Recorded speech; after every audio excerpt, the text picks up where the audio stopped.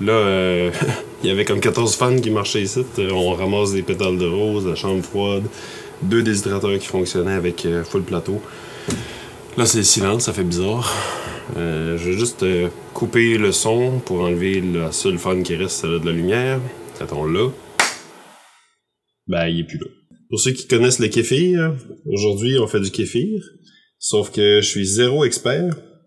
C'est pas mon premier kéfir, mais j'aimerais ça apprendre sur le kéfir. Puis le kéfir d'eau, là, pas de lait. J'ai des notes ici de quelqu'un qui m'a posté des grains de kéfir par la poste, oui, mais de France. Ils ont pris l'avion puis tout ça. C'est quand même cool, tu sais, j'aurais pu en avoir d'ici, là. Mais c'est juste que je trouvais ça vraiment cool que une personne qui écoute la chaîne ait pris le temps, qui a beaucoup écouté sur le kombucha, mais que lui a une compagnie de kéfir, de m'envoyer dans un sac sous vide des grains de kéfir de la France jusqu'à ici. Puis moi j'ai dit que parfait, j'allais apprendre puis j'allais en profiter pour suivre ses instructions puis faire du kéfir. En gros, je pense que le kéfir est plus connu en France que le kombucha. C'est comme plus un truc, tandis qu'ici, je dirais que c'est plus l'inverse. Le monde connaît à peu près tous le kombucha, puis quand on parle de kéfir, souvent le monde y pense au kéfir de lait. Mais avant, dans le fond, pour le remercier, son nom c'est Thomas Vandeville, puis une compagnie, ça s'appelle Néo, Néo Kéfir, puis maintenant fait du kombucha. Je sais pas s'il avait déjà prévu faire du kombucha avant d'écouter la chaîne. Si je l'ai influencé, ben tant mieux. Puis il va peut-être bien avoir du vie kéfir un jour. C'est juste que, tu sais, j'ai déjà fait du kéfir. Puis il y en a qui tripaient vraiment pas là-dessus. Au début, c'était super bon. Puis aussitôt qu'on est parti d'un format genre 4 litres à 20 litres, j'ai dû stresser les grains ou la culture en général parce que ça sentait les pieds, là, ça sentait le parmigiano pourri, là, ça sentait vraiment le cul. Puis ça a jamais marché, puis ça sentait tout le temps les pieds, là, tu sais, comme 2 semaines sans se laver les pieds. C'était vraiment dégueulasse, mais les premiers étaient super bons. Fait que, tu sais, j'aimerais ça, tu sais, avoir comme une espèce de roulement sécuritaire que si ça arrive encore, puis comprendre pourquoi ça arrive aussi, là. Je sais que moi, je travaillais avec des figues, puis Thomas m'a spécifié, il y a des citrons, tandis que lui, il utilise des abricots. Fait que j'ai acheté un citron, parce que ça va me prendre une tranche de citron par litre de kéfir, ouais. Puis j'ai acheté des abricots. À 8$ pour un paquet. J'en reviens pas comment est-ce que des fois les épiceries, je regarde les ingrédients, c'est sûr, il faut que je coupe le citron, planche à découper, couteau, filtre, je reviens, balance. Mais il commence en lavant le citron. Fait que je vais aller laver le citron. Puis si le but de laver le citron était de désinfecter, en tout cas, ça sera jamais 100% désinfecté, on s'entend, là. C'est un citron, il y a de la vie dans ça de toute façon. Ensuite, je coupe les citrons en tranches régulières en enlevant au fur et à mesure les pépins. Parce que sinon, les pépins, ils se mélangent au grain, et il dit, c'est chiant. C'est sûr, je sais même pas combien de litres je fais. Pour 1 litre d'eau, ça prend 23 grammes de sucre, 23 grammes de grains de kéfir et une tranche de citron et un abricot. Fait que par litre, c'est ça. Je vais regarder combien de grammes de grains de kéfir que j'ai. Avant de commencer, dans le fond, moi j'ai reçu ça dans une enveloppe en plastique sous vide, dans une lettre bubule. L'enveloppe est un petit peu percée, fait que il y avait comme un petit peu de kéfir dans l'enveloppe. Ça sentait un peu les pieds, mais ça ici, ça sent super bon. Les grains sentaient super bon, ils étaient une super belle couleur. Puis Thomas m'a dit de simplement rajouter un peu d'eau. J'ai pris de l'eau que j'avais laissé 24 heures déchlorifiée, je sais pas si c'est un mot, mais en tout cas, j'ai laissé le chlore évaporer. Puis j'ai mis une pincée de sucre, puis j'ai mis ça avec ça ici, puis ça. Puis après ça, c'est un bon truc là pour les gens, là, un pot maçon comme ça. Tu mets surtout un tissu vraiment mince, puis tu peux visser par-dessus. Donc, on y est. Fait que je commence avec ça. Puis je vois qu'il y a des petites bulles d'air. Je sais pas s'il a déjà refermenté la pincée de sucre que j'ai mis, s'il restait du sucre dedans déjà de toute façon. Mais pour moi, des petites bulles d'air, c'est toujours un bon petit signe de vie. Je vois un genre de grain, là. Fait que sûrement qu'il a déjà utilisé des figues, puis il y a comme plein de grains de figues, puis c'est peut-être pour ça qu'il utilise des abricots, parce que des figues, ça fait comme des grains, c'est gossant. Donc on a 95 grammes. Probablement qu'il a posté 100 grammes, puis il s'en est perdu un petit peu, mais j'ai 95 grammes de grains. Donc, je vais être bon pour faire 3 fois ce qu'il dit. Donc, je vais y aller pour 3 litres. Ça fait quand même une bonne base. Ça prend pas tant de grains que ça, surprenamment, pour la quantité de kéfir que ça fait. C'est peut-être ça mon problème que je faisais avant. Je mettais peut-être trop de grains. Si on y va avec sa méthode, on va y aller avec 3 tranches de citron. Puis, il me reste un tiers de citron. Les tranches sont peut-être épaisses. Personnellement, j'irais plus en grammes qu'en tranches, pour être précis sur la quantité de ce que je mets. Question Thomas, j'espère que tu peux y répondre, puis tu vas pouvoir répondre à toutes les questions. Le citron, il sert à quoi? C'est-tu juste pour baisser le pH, un peu comme on fait avec le kombucha pour que ce soit sécuritaire puis que ça ne moisisse pas? Est-ce que je pourrais pasteuriser du vinaigre de kombucha puis utiliser ça pour acidifier la brasse? Une autre question? Je suis du genre à poser des questions. Dans le fermenteur, j'ajoute le sucre qui a déjà été pesé, puis ensuite vient ajouter l'eau que j'ai fait dissoudre le sucre. Bon, bref, il me faut 100 g de sucre.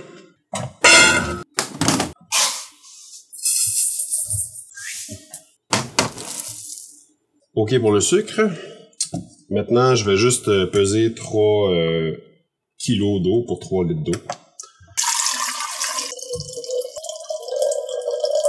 1 kilo d'eau, c'est 1 litre. Ben, il disait de rajouter l'eau dans le sucre, mais je vais faire le contraire, là. Pour le dissoudre, ça va me prendre une cuillère. J'ajoute ensuite les tranches de citron, les grains, et pour finir, les abricots secs. Bon, c'est déjà dissous. Magie. C'est vraiment pas très sucré, puis avec le citron, ça va être super bon.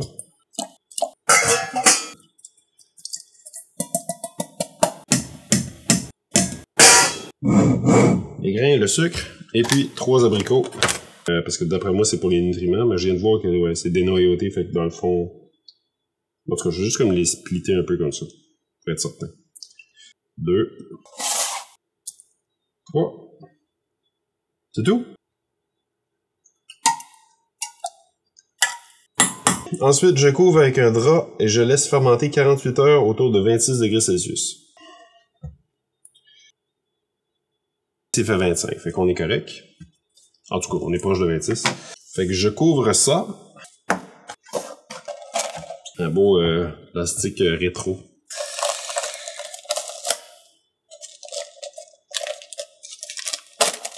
Oh. Bon, super cute. Aussi simple que ça, après 48 heures, si la fermentation s'est bien passée, il dit qu'il devrait y avoir une progression du nombre de grains de kéfir d'environ 40%. Quand même cool. Puis qu'est-ce que tu fais avec tes grains après? Genre, est-ce que je peux juste faire comme mettre un petit peu de sucre dans de l'eau, puis mettre ça au frigo? Puis sinon, qu'est-ce que tu fais avec ton surplus de grains? Est-ce que ça peut être un probiotique? Est-ce que tu les fais sécher?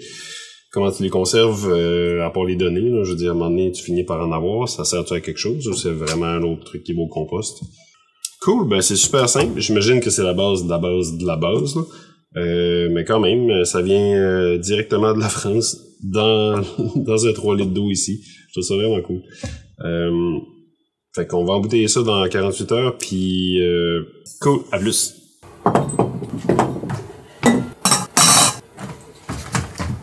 Bon!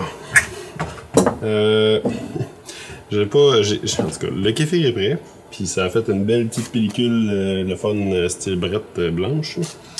Dans le fond, j'ai juste pris notre mix commercial qu'on prend pour notre kombucha mangue orange houblonné. Donc, il y a du jus d'orange, la purée de mangue filtrée. Fait que ça s'est bien passé. Quand je le tourne comme ça, on peut voir des bulles qui remontent. C'est signe que ça a fermenté. Ça a vraiment fait une pellicule blanche. Je dirais que ça sent fort un peu, mais... Ben, il y a une bonne odeur de citron, mais fort, genre. Puis là, j'ai pas beaucoup de temps. J'essaie de faire ça vite. Je vais enlever tout ce qui est sur le dessus, c'est-à-dire les 3 tranches de citron, les 3 abricots, puis la pellicule blanche qui s'est formée. C'est vraiment une pellicule brette, là. T'sais, on peut voir, là, ça fait comme une petite mousse comme ça, là. On voit souvent ça dans les lactofermentations aussi, là. Fait que les abricots ont effectivement, comme j'avais pensé, gonflé. En tout cas, bonne nouvelle, ça sent pas les pieds pantoute. Ça sent pas super bon, mais ça sent l'eau citronnée. Avec un petit arôme, peut-être de vernis à ongles. Mais c'est vraiment minime, là. Mais ça sent du décapant à ongles. Il y a une pointe d'acétone, on dirait. Ah, puis après, on va peser les grains, savoir si ça a augmenté en quantité. Thomas parlait de 40% d'augmentation, donc. Je me rappelle que quand j'avais des problèmes avec mon kéfir, c'était vraiment la partie du fond avec les grains qui sentaient mauvais. Tandis que là, c'est le contraire, ça sent même meilleur. Alors, roulement de tambour. En tout cas, ça a bien fonctionné. On est à 133 grammes, puis il en reste un petit peu, vraiment autour de 135. Fait qu'on est... on est vraiment sur le 40%, c'est fou. Merci Thomas, ça a bonne explication pour ça, c'est vraiment cool. Je vais y aller avec un peu de jus dans chaque bouteille.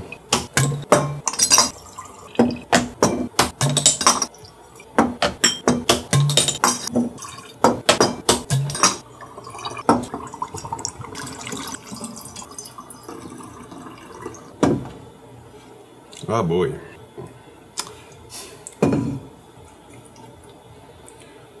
L'autre kéfir, le goût, et j'arrive pas à mettre le doigt dessus, mais c'est une saveur que je connais quand même, là. Ça doit être un lien avec la fermentation. Ah! Qu'est-ce que ça goûte? L'important c'est que ça goûte pas le fromage. Il y a un goût genre doux, pas plastique, mais tu sais comme doux comme du plastique. En tout cas, c'est un peu, ouais. C'est un petit goût spécial, en tout cas. Puis, ce qui est certain, c'est qu'il reste vraiment pas beaucoup de sucre dans ça, parce que je le goûte vraiment pas. Thomas disait de les mettre dans l'eau, mais de pas les noyer, tu sais, de... Là, j'ai peut-être mis trop d'eau, là. Bon. Fait comme ça devrait être correct. Donc, il me reste à attendre quelques jours, le temps que ça refermente. Je laisse ça à température pièce. D'après moi, à la vitesse que ça fermentait là, 1 ou 2 journées, ça va être prêt. Mais ce qui est quand même cool, c'est que j'ai mes grains ici. Je vais mettre ça au frigo. C'est intéressant comme produit parce que ben, la couleur paraît vraiment, tandis que dans le kombucha, c'est un produit plus brun. C'est comme quand même jaune opaque. J'ai l'impression qu'avec le kéfir, on peut vraiment travailler des belles couleurs vibrantes, saturées. Fait que je reviens avec une dégustation.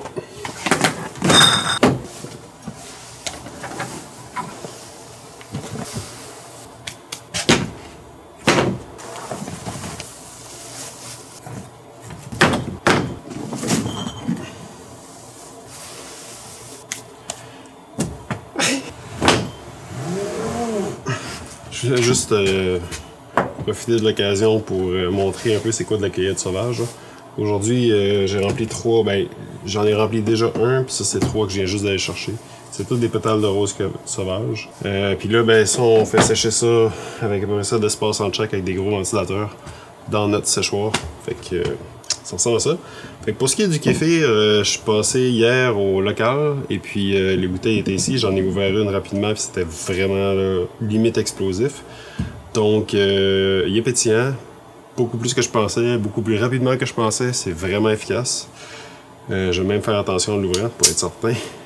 Non, c'est ça, celui-là est plus relax. Ça, c'est peut-être la bouteille que j'ai ouvert hier. Mais tu sais, c'est des grosses bulles là. C'est moins pire que le kombucha, il n'y a pas de pellicule, il n'y a rien de particulier. On dirait que c'est juste comme vraiment rapide comme fermentation. L'arôme est épouvantable, malheureusement. Ça pique. Genre, c'est un arôme qui est vraiment... J'avais un arôme de plastique au début, mais je pense que c'est pas mal ça. Là. Ben, c'est pas épouvantable. C'est sûr que je suis déçu de ce que ça goûte présentement. Puis je vais me laisser d'autres chances. Là. Ça, c'était le premier café que j'ai fait. Après ça, j'ai regardé mon agenda puis j'ai remarqué que j'ai laissé fermenter 3 jours plutôt que 2 jours. Puis là, en bouteille, ça a refermenté encore. Il y a vraiment pas beaucoup de sucre dans ça. Puis aussi, Ben là, tu sais, je l'ai sûrement écrit pendant que je faisais le montage, là. Mais tu sais, je me suis trompé dans les quantités de sucre et de grains de kéfir. J'ai l'impression que plus on ajoute de sucre, plus la saveur de fermentation va être puissante. Fait que dans ce cas-ci, c'est peut-être ça qui me dérange. Il y a un défaut dans la bière qui a un arôme de diachylon en plastique. Mais ça sent pas le fromage, ça sent vraiment comme une odeur plus chimique, bizarre, piquante, genre.